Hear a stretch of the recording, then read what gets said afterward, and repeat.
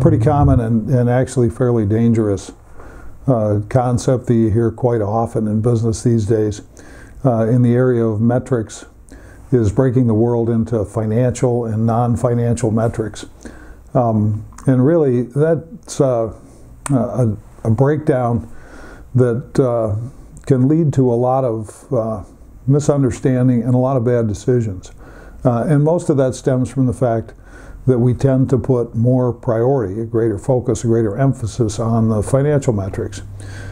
Things like budget variances and spending variances to standard cost, measuring the purchase price variances with suppliers, and a lot of our direct labor variances we express in financial terms. And we tend to view those as pretty important. But we have another set of metrics, things that we're keeping an eye on. Things like employee turnover, things like a defect rate, things like percentage of customer returns, and things that we know are important and we measure them, but they don't seem to rise to the level of seriousness as the financial metrics. And we really want to take a big step back and think about that a little bit. And I would suggest to you that they're all financial metrics. Otherwise, we wouldn't be measuring them. We know that there are adverse financial consequences when employee turnover is high. We know that that's indicative of morale problems. We know that our training and new employee orientation costs are going up. We know that that affects the bottom line. Thing is, we don't really know by how much. It's hard to quantify. Same is true with the defect rate. There's some things about quality that are easy to measure and put in dollar terms.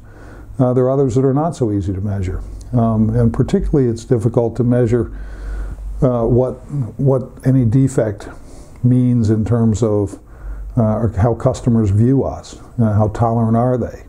What happens when we start to get a reputation with a customer of having less than ideal quality. So we know there are financial implications. That's why we measure them. And I would suggest to you there's nothing that we measure in business that doesn't have some underlying economic basis for measuring it. The difference is accounting doesn't know how to put a dollar sign in front of them. So we call those non-financial metrics. But they absolutely are financial. They're all financial metrics. And I think a more logical way to look at them are metrics that accounting has figured out how to do the math, and metrics accounting hasn't figured it out. But that certainly should not be the criteria for what we decide is important. We certainly don't want to say that if the math is easy, then we put a high priority on it. And if the math is too complicated, then we're not going to pay attention to it.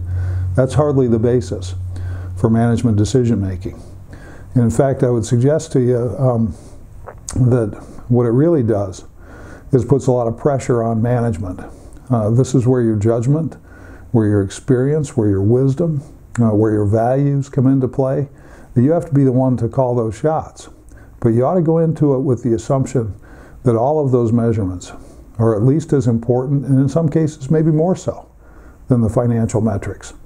But dividing them into financial and non-financial and then elevating the financial is a tendency that you see far too often. And it's, to be perfectly frank with you, it's actually fairly lazy management. It's intellectually not sound management. We only have metrics. And we have to use our best judgment and our best wisdom to decide which are more important. And whether accounting can do the math easily is hardly the basis for making that decision. Thank you for listening. If you would like to learn more, or if we can be of any help, you can visit us at www.bill-waddell.com. Follow me on Twitter at MFG Waddell, or you can find us on Facebook.